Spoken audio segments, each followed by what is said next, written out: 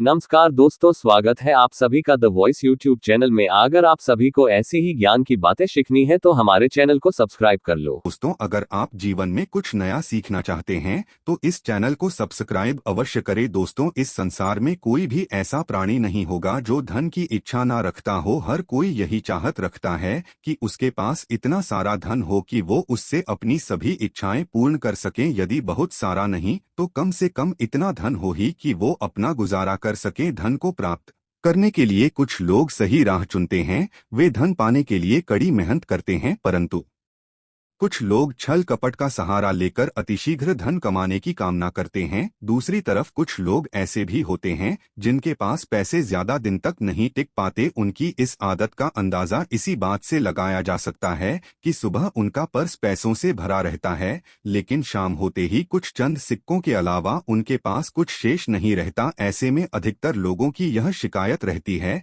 कि उनके पास धन तो आता है परंतु वो अधिक समय तक टिक नहीं पाता। इस तरह की समस्या से निपटने के लिए आज हम आपके लिए कुछ ऐसे शास्त्रों से जुड़े अचूक उपाय लाए हैं जिन्हें अपनाने से आपके पास सदैव धन टिका रहेगा और आपका पर्स कभी खाली नहीं होगा। शास्त्रों में प्रसिद्ध वास्तु शास्त्र के अनुसार यदि यहाँ बताई गई वस्तुओं को आप अपने पर्स में रखेंगे तो आपके पास धन की कमी कभी भी नहीं होगी। आपका पर्स कभी खाली नहीं होगा और जरूरत के अनुसार आपको पैसा मिलता रहेगा। आगे बढ़ने से पहले आपसे रिक्वेस्ट करते हैं कि वीडियो को लाइक जरूर करिएगा, दोस्तों को शेयर कर दीजिएगा और अगर आपने अभी तक चैनल को सब्सक्राइब नहीं किया है तो चैनल को सब्सक्राइब करके बेल आइकन जरूर दबाइएगा। पहली चीज है धन की देवी मां लक्ष्मी की तस्वीर। मां लक्ष्मी धन से संबंधित हर प्रकार की मुश्किलों का समाधान कर देती है। मां लक्ष्मी की तस्वीर यदि आप अपने पर्स में रखेंगे तो आपको कभी भी पैसों की कमी नहीं होगी, परंतु मां लक्ष्मी की वही तस्वीर आप अपने पर्स में रखें जिसमें वो बैठी हुई मुद्रा में हो। दूसरा, पीपल का पत्ता। हमारे हिंदू धर्म में पीपल एवं तुलसी दोनों को ही पूजनीय मानकर उनकी पूजा की जाती है।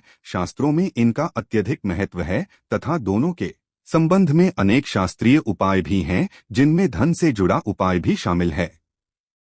वास्तुशास्त्र में बताया गया है कि पर्स में सदैव पीपल का पत्ता रखना चाहिए। ऐसा करने से आर्थिक लाभ प्राप्त होता है। पीपल के पत्ते को अभिमंत्रित करने के बाद शुभ मुहूर्त में इसे पर्स में नोटों के साथ रखना चाहिए। ऐसा करने से आपका पर्स सदैव धन से भरा रहेगा। जरूरत के समय आपको कभी भी आर्थिक परेशानी का सामना नहीं करना पड़ेगा। तीसरा, लाल रंग का कागज। यह एक प्रकार का टोटका है जिससे मनोकामनाएं पूर्ण होती है। यह एक अचूक टोटका माना जाता है। इस टोटके के लिए आपको सिर्फ एक लाल कागज चाहिए। इस कागज में आप अपनी इच्छा लिखकर उसे रेशमी धागे से बांध लें तथा इसके बाद इसे अपने पर्स में रख लें। ऐसा करने से जरूर आपकी इच्छा पूर्ण होगी। चौथा है चावल। शास्त्रों में अनाज और धन दोनों एक ही सामान कहे गए हैं, इसलिए चावल का भी पर्स में रखने का महत्व है। यदि आप अपने पर्स में चुटकी भर चावल रखते हैं तो यहाँ आपके अनचाहे खर्च को कम करता है। पांचवा, ज्योतिष शास्त्र के अनुसार पर्स में शीशे का कोई टुकड़ा या एक छोटा सा चाकू रखना चाहिए। यह उपाय भी धन वृद्धि में सहायक होता है।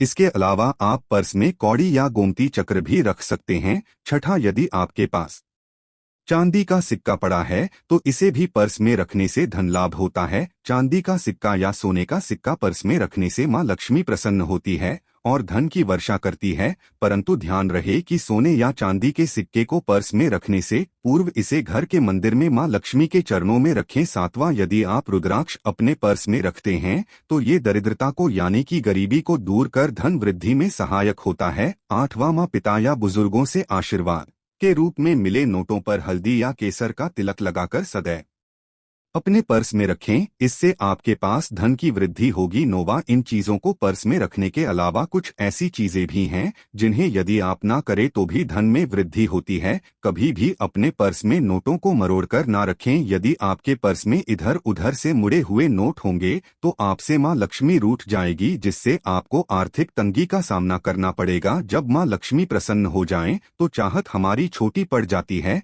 खुशियां ज्यादा मिल जाती है, जितना चाहते हैं उससे कहीं ज्यादा। और अगर प्रसन्ना ना हो तो फिर घोर दरिद्रता का सामना भी करना पड़ता है। कई बार हम छोटे छोटे प्रयोग से भी माँ लक्ष्मी को प्रसन्न कर लेते हैं, अपना भाग्योदय खुद ही कर लेते हैं। अब ऐसा नहीं है कि कोई भी व्यक्ति राजयोग लेकर पैदा हुआ है और कोई दुर्योग लेकर। हर किसी के कुंडली में राजयोग और दुर्योग दोनों ही होते हैं। समय को पहचानिए, क्योंकि राजयोग आपका चल रहा है और आपको पता ही नहीं है। लेकिन आपने देखा होगा कुछ समय ऐसा होता है, आप जो भी काम करते हैं बहुत अच्छे से होते हैं, इसका मतलब है वो आपका अच्छा वक्त है। तो उस समय को पहचानकर आपको खूब मेहनत करनी चाहिए, ताकि आप दिन दुगनी रात चौगुनी तरक्की करे। और जब समय गड़बड़ चले तब विपरीत धारा में नहीं